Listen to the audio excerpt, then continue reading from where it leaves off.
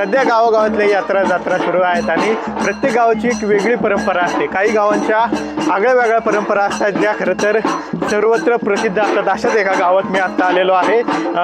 पुण्याच्या भोर तालुक्यातील नाझरे हे गाव आहे आणि या गावाची सुद्धा जत्रेची एक अनोखी परंपरा आहे।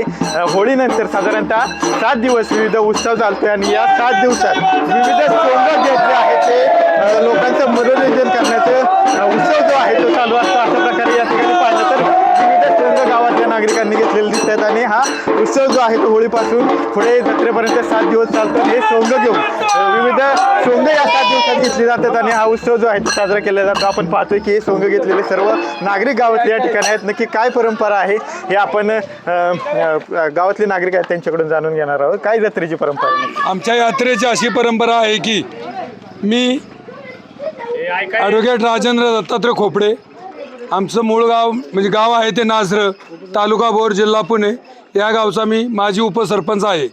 ह्या गावची परंपरा अशी आहे की होळी पेटल्यापासून ते षष्टीपर्यंत गावच्या यात्रेपर्यंत अशी 5 दिवस गावची सोंग काढल्या जाते। त्याचं कारण की पूर्वी म्हणजे आम्हालाही आठवत नाही, आमच्या अगोदरच्या पिढीलाही आठवत नाही, किती पिढ्यांचा आहे तो काय कुणाला सांगता येणार नाही, आम्हालाही सांगता येणार नाही, आमच्या अगोदरच्याही पिढीला सांगता येणार नाही। विषय असा आहे की आमचा खेळगड्यांचा वंश वाढत नव्हता।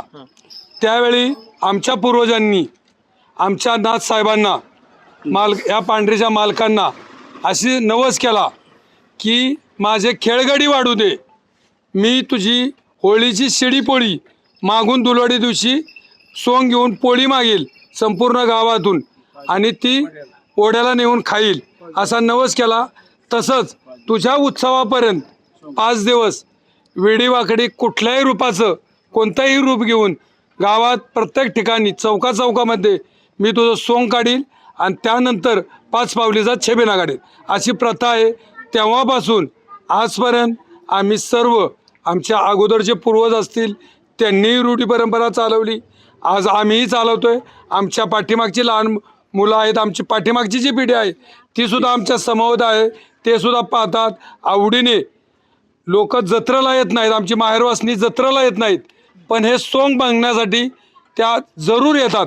आदल्या दिवशी आधी 1 दिवस 2 दिवस येतात, प्रोत्साहन देतात ह्या खेळाला, सर्वजण आनंदाने पाहतात, बक्षिसं देतात। अशी ही रूढी परंपरा चाललेली आहे आणि ती आम्ही जोपासत आहोत।